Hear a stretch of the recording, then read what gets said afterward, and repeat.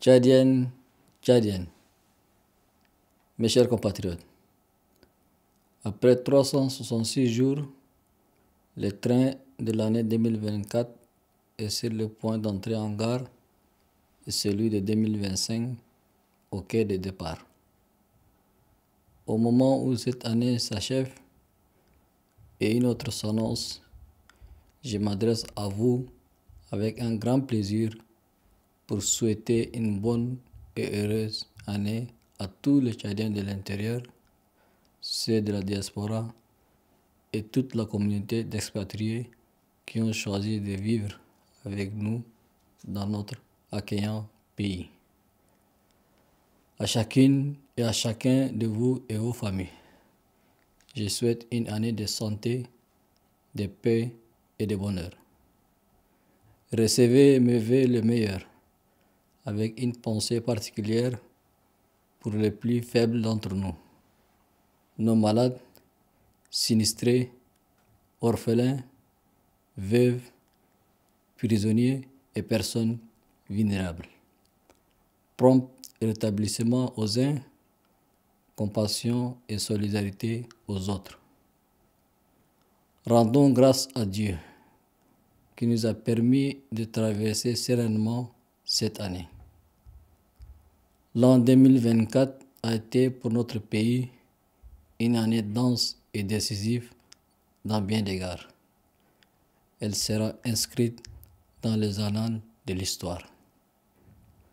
L'histoire retiendra quelle aura été l'année qui a permis à notre cher pays de terminer son processus électoral avec la tenue de toutes les élections comme prévu par les assises du dialogue national inclusif et souverain. Nous tournons ainsi dans la paix, la sérénité et l'unité la page d'une transition politique inclusive, consensuelle et exemplaire. Cela n'a pas été un exercice facile. C'est pourquoi j'invite chacun de nous à préserver les acquis de cette étape franchie, une réussite à mettre à l'actif de chacune et chacun de nous. Au seuil de la nouvelle année, souhaitons à notre pays un nouveau départ résolu et surtout une année de travail pour un avenir radieux avec une concentration de nos efforts sur l'essentiel. L'essentiel dans nos prochaines actions est la réalisation de divers chantiers de développement qui tracent la voie de l'émergence du Tchad que nous voulons. Tchadiennes, Tchadiens, comme dans les années précédentes, en 2024, nous avons dû agir sur plusieurs fronts. La sécurité de nos compatriotes, l'intégrité de notre territoire, la pleine entière souveraineté de notre pays ont constitué une préoccupation majeure et constante. Au mois d'octobre dernier, notre pays a été victime d'une attaque terroriste de Boko Haram. Quelques heures après cette attaque, je me suis rendu sur le théâtre des opérations. En riposte à cette tuerie lâche et barbare, j'ai décidé de monter au front pour lancer l'opération Haskanit. À ce jour, la nébuleuse est mise en déroute. C'est ici le lieu de rendre un hommage mérité à nos forces de défense et de sécurité qui, au prix de sacrifices suprêmes, assurent la sécurité de nos populations et leurs biens et veillent à la défense de l'intégrité du territoire national. Je loue ici, de manière particulière, l'élan de solidarité de l'ensemble de mes compatriotes derrière nos forces de défense et de sécurité. Tchadiennes, Tchadiennes, mes chers compatriotes, la sécurité est restée au cœur de mes actions. Nous avons travaillé avec rigueur à l'effet de renforcer la sécurité intérieure. Comme promis, Nous avons mis les 3 composantes de la sécurité intérieure, respectivement la gendarmerie nationale, la police nationale, la garde nationale et nomade, sous un commandement unifié du ministère en charge de la sécurité publique. Un renforcement en formation qualifiante et équipement moderne a été accordé aux forces de l'ordre pour mieux assurer la sécurité des personnes et de leurs biens. Soldats et patriotes, je ne vais jamais renier à mon engagement à vous protéger et à défendre l'intégrité territoriale de notre pays. Tchadiennes, Tchadiens, mes chers compatriotes, le 23 mai dernier, devant Dieu et devant le peuple, j'ai scellé un contrat de confiance avec vous pour projeter le Tchad dans la modernité en accordant une priorité absolue aux secteurs vitaux. Je salue votre résilience, mais je suis aussi conscient de vos difficultés quotidiennes.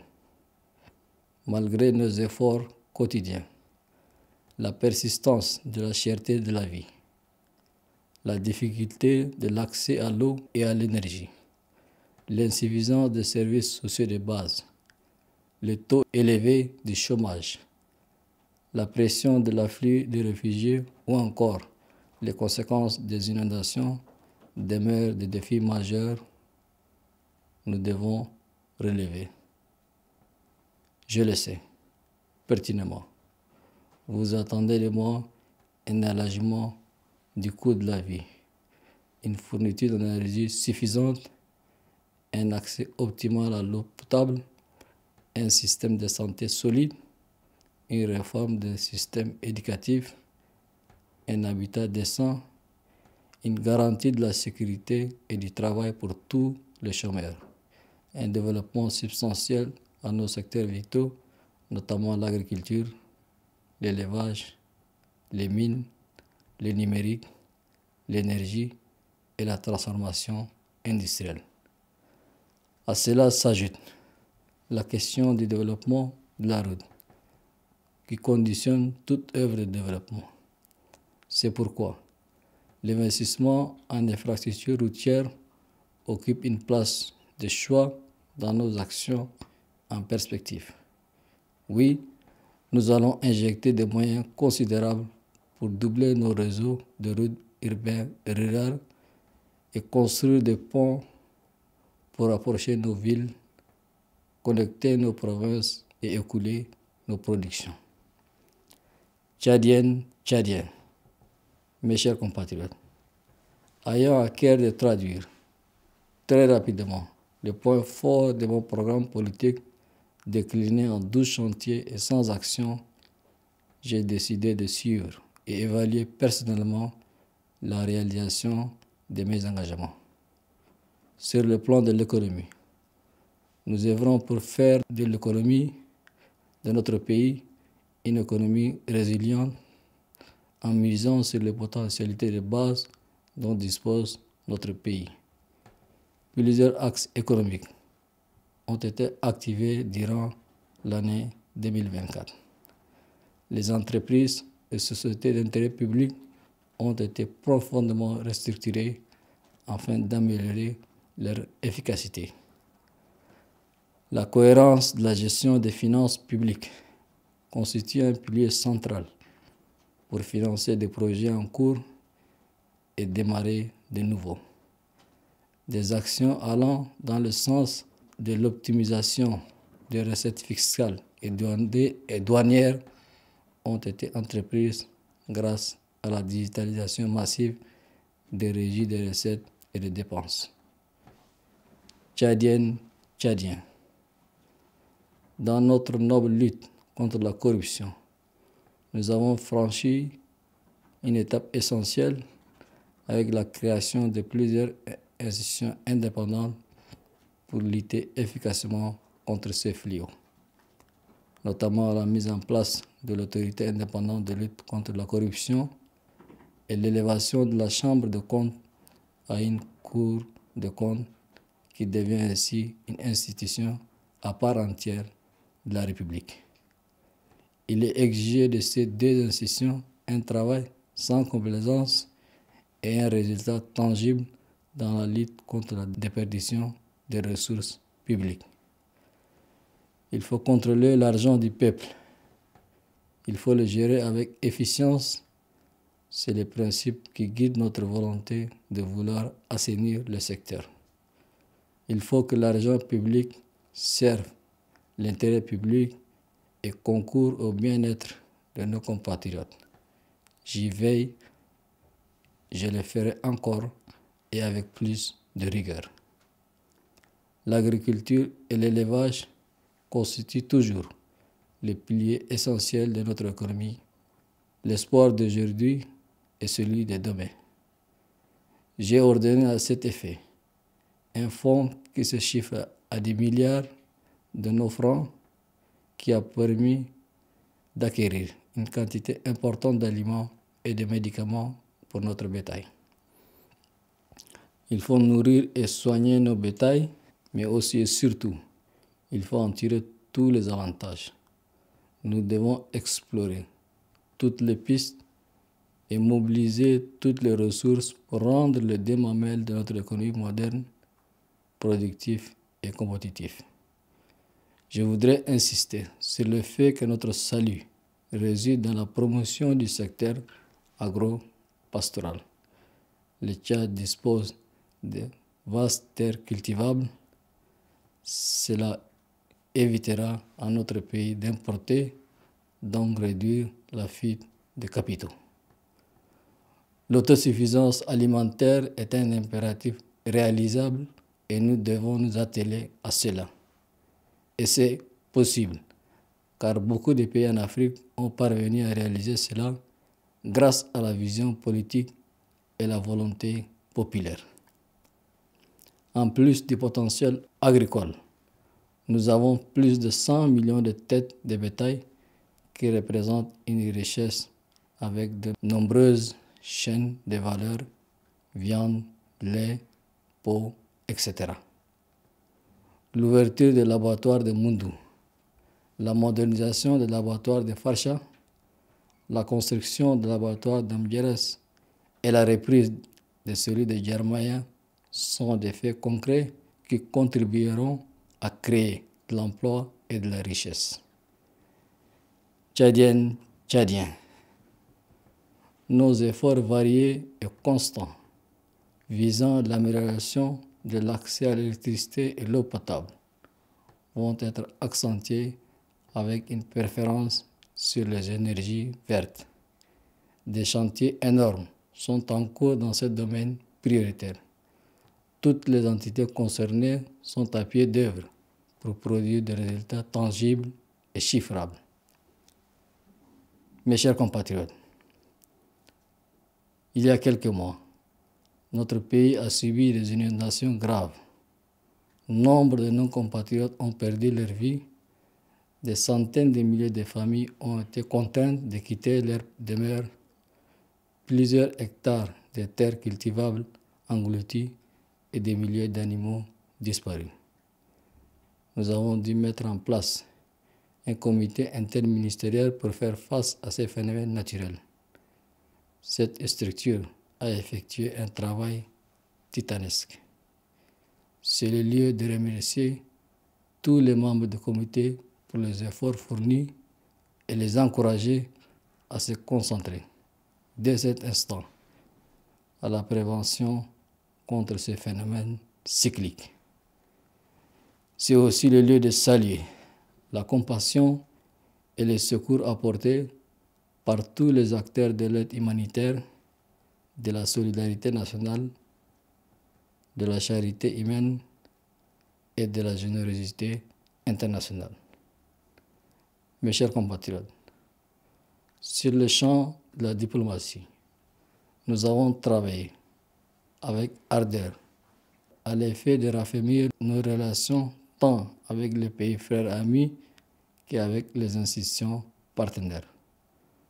Nous avons mis l'intérêt supérieur du Tchad en pole position tout en restant jaloux et attachés à la souveraineté de notre pays.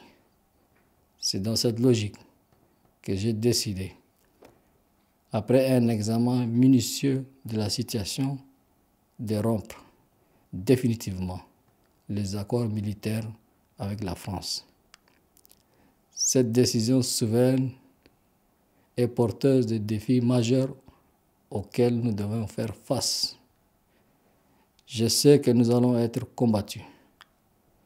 J'ai pleinement mesuré les conséquences sécuritaires, économiques, diplomatiques et médiatiques qui peuvent découler de cette décision historique. Nous n'avons pas écarté la possibilité que nos propres compatriotes vont malheureusement être utilisés pour essayer de déstabiliser notre pays. Mais fort de ma conviction que cette décision constitue une réponse à une aspiration commune et légitime du peuple tchadien, je l'ai prise et je l'assume entièrement grâce à Dieu. Tout combat pour l'indépendance ou la souveraineté a ses sacrifices et nous les devons pour les générations futures. Comme nos aînés ont consenti le sacrifice pour nous léguer un pays debout. À cet égard, je me réjouis du retrait de la première vague des forces françaises stationnées au Tchad. D'autres vagues s'en suivront jusqu'au retrait complet le 31 janvier 2025.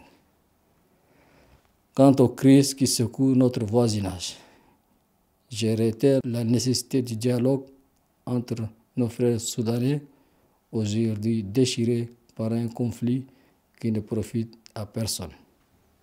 Le Tchad, mon pays, appelle pour la énième fois les belligérants à un cessez-le-feu immédiat, car les conséquences humanitaires de cette crise pèsent énormément sur nos populations, notre économie et notre environnement. Il est temps que le peuple soudanais se reconstruise. Il est également temps que la crise libyenne soit résolue pour l'intérêt des Libyens eux-mêmes et pour celui de l'Afrique et du monde. Mes chers compatriotes, nous voulons réaffirmer encore notre appel solennel à une réconciliation globale et définitive. Notre main reste toujours tendue à ceux de nos compatriotes qui sont toujours en exil. Nous devons construire notre pays ensemble, sans rancune. Une nation ne peut jamais se construire sans les êtres humains. Nous devons abandonner nos intérêts personnels et égoïstes pour penser au futur de notre riche et vaste pays, le futur de nos enfants. La tenue apaisée des élections législatives, communales et provinciales du 29 décembre dernier marque ainsi la dernière étape de la transition politique dans notre pays, devenu un exemple dans la sous-région et partout dans le monde. Ces consultations apaisées témoignent de la maturité politique dans notre pays. Le Tchad est en paix parce que les Tchadiennes et les Tchadiens ont voulu la paix pour leur pays qui a longtemps souffert de la guerre. Elle confirme également notre engagement envers le respect de notre Constitution qui a prescrit la décentralisation pour conférer plus de pouvoir aux communautés locales, renforçant ainsi la gouvernance de proximité. Tchadiennes, Tchadiennes, nous ne réglons rien si nous ne défendons pas les valeurs de la République. Et si nous ne mettons pas au cœur de nos actions les soucis de l'unité, de la diversité, de la justice, de la démocratie et des droits de l'homme. Nous devons accueillir 2025 avec beaucoup d'optimisme. Plus de réformes pour l'école de la République, plus d'emplois pour les talentueux jeunes du Tchad, plus d'autonomie pour les braves femmes tchadiennes, plus de protection pour la petite enfance et plus de solidarité au profit des personnes vulnérables. Plus personne ne doit se sentir laissé pour compte. Soyons des citoyens engagés. Cultivons la fierté nationale. Regardons ensemble dans la même direction pour bâtir ce Tchad nouveau. La marche de la modernité doit connaître un voyage fabuleux.